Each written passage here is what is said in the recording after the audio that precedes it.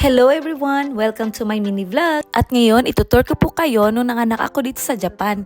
Yung Mala Hotel na maternity clinic dito sa Japan. At ito lang po ay malapit sa bahay namin. Buti na lang medyo okay na yung corona at nakapasok yung asawa ko. And alam nyo ba, first time ko manganak dito sa Japan. And sa wakas, sa ilang oras kong pagli-labor at lumabas na si baby Aina. At bumisita na rin si Harry sa loob. Alam nyo ba na magka-birthday silang dalawa? Ayan, tuwa asawa ko dahil may baby girl na kami. Ayan, todo video pa. Alam nyo ba, pag nanganak kayo dito sa Japan ay bibigyan kayo ng government ng 50 kalapad. Then yung 50 kalapad na yon, yun din yung ipababayad nyo dito kung saan kayo nanganak. Pero yung bayad sa kwarto at yung mga bayad sa pagrental nyo ng gamit sa loob ay babayaran nyo po yun pagkalabas nyo ng ospital.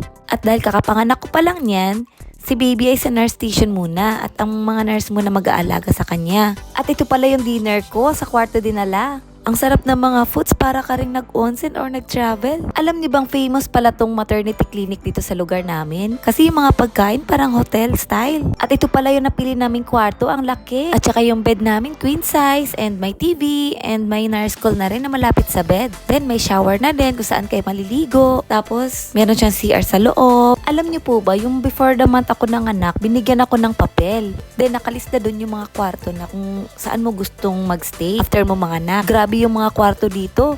May suite room, nagkakahalaga po yun ng 5 lapad per night. Tapos, pag gusto mo naman na may queen size bed sa kwarto, 2 lapad per night yun. Tapos, may 1 lapad at 2,000. And may 1 lapad din. Iba-iba po kasi yung mga price ng mga kwarto dito. Sabi ko sa asawa ko, kahit mura na lang, ang gusto ng asawa ko, gusto niya kasi yung ma-relax ako after kumanganak, kaya pinili niya yung queen size na bed. And nagkakahalaga to ng 2 lapad per night. Kaya yun yung pinili niya. Kasi yung ibang kwarto dito na nagkakahalaga na 1 lapad or 1 lapad mahigit, single bed po siya. Pero okay na rin kasi nakarelax naman ako at saka nung umiyak si baby, tinatabi ko na lang sa tabi ko matulog. At may kasamang bathroom pa yung napili naming kwarto. Nagulat nga ako, yung breakfast nila dito is buffet style.